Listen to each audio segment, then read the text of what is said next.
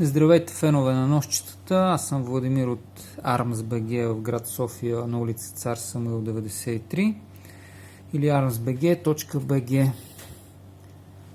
Това е поредното видео представяне на ножчета на китайския производител Trivisa. Продължаваме с модела UMA, които са така от по-високия им клас, с титан, карбон. Започваме с ето това светличкото, което е UMA 05 Ti. Остриетата са им изработени от S35VN стомана. Чирените са комбинация от карбон, титан и не може добре да се види, но карбониев разделител. Имат отворче за връзка, щипка за закрепване, която е само едностранна. Тук особеното е, че подложката лайнера също е титаниева. Така и ето този пул тук, който е за отваряне на ножчето. Също е от титан. Лагерите са керамични. Доста красиво ножче. Приятно на усещане за захват.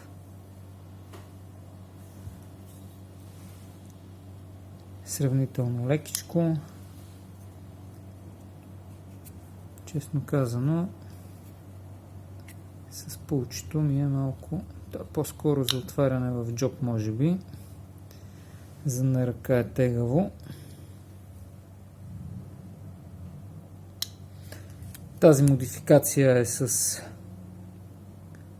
Stonewash острие, покритие на острието, т.е. обработка, като след това е шлайфано и стенирано.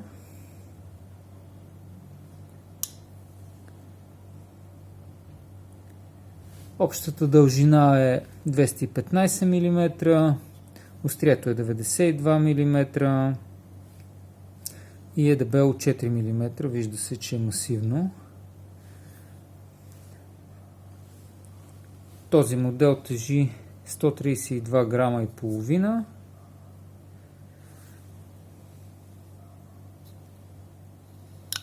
И можете да си го вземете на цена от 259 лева. Доста красиво ножче и остро. Върховете на остриетата са доста финни, доста остри. Така, това е модификацията 05B Ti. При нея разликата е, че имаме класическо, как да го кажем, карбонова шарка. Пак е титаниево всичко. Подложката, тази част на чиренето отпред, отворчето за връзката. Острието е с черно титаниево покритие и Stonewash.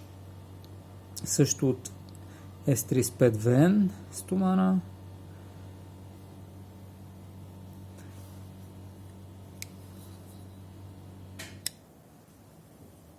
Така, следващата модификация. Така, момент само. Това тук разликата е в цената 263 лева, за разлика от 259 на другия. Така, това е може би най-ефтиния, да, 240 лева, защото е с микарта ръкохватката и Това намалява цената. Всичко останало е сходно. Това е модификацията 04 Ti.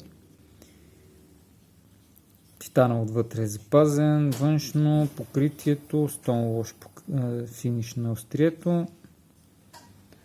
В общи линии това е за този модел ножове.